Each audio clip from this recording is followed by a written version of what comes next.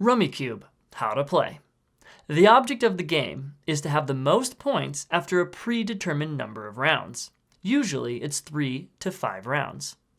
The object of each round is to get rid of all the tiles in your hand by forming them into sets and runs. A set is 3 or 4 tiles of the same number, but they must be in different colors. A run is 3 or more tiles of the same color in consecutive order. Place all the tiles face down in the center of the table and mix them up, or in the pouch if your game has that version.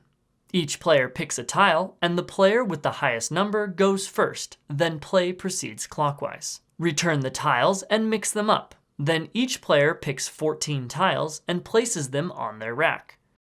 The remaining tiles form the pool. On your turn, you lay down sets and runs in front of you. In order to initially place tiles on the table, however, each player must make an initial play of at least 30 points in one or more sets and/or runs. A tile's point value is equal to its numerical value, and a joker is a wild and worth the point value of whatever tile it represents. These points must come from tiles in your rack and not from tiles already in play. After you have made your initial play of 30 or more points, you are then allowed to play your tiles on other players' sets and runs so long as they fit. If, on your turn, you are unable to make a play, or you choose not to, you must draw a tile from the pool and end your turn. You are not allowed to play the tile you just drew, but must instead wait until your next turn before you can play. The first player to empty their rack calls Rummikub, and the round ends and points are scored. Each player loses points based on the combined value of the tiles left in their rack. The winner of the round scores positive points equal to the combined value of all the remaining tiles in all the players' racks. For example, player 1 loses 5 points, player 2 loses 16 points, player 3 loses 3 points, and player 4 earns 24 points. Each player is only allowed 2 minutes maximum per turn.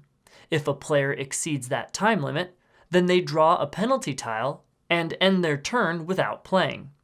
If you make an illegal play, then return the tiles to their correct spots and draw 3 penalty tiles.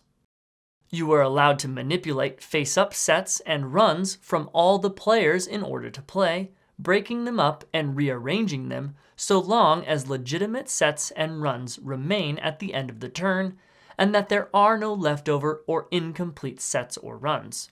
For example, you can break off a 4th tile from a set and add it to the tiles from your rack to create a new run. You can add a 4th tile to a run, then break off a tile from it to make another set. You can split a run into 2 smaller runs by breaking them apart and adding the needed tile from your rack. You can also combine splits and do multiple splits. There are 2 jokers in the game. They can be used in place of any tile. You can swap a joker in play with a correct tile from your rack so long as the swap leaves the set or run complete, and the joker is used with other tiles from your rack in a new set or run. The penalty for having a joker in your rack at the end of a round if another player goes Rummikub is minus 30 points. The player with the most points after a predetermined number of rounds wins.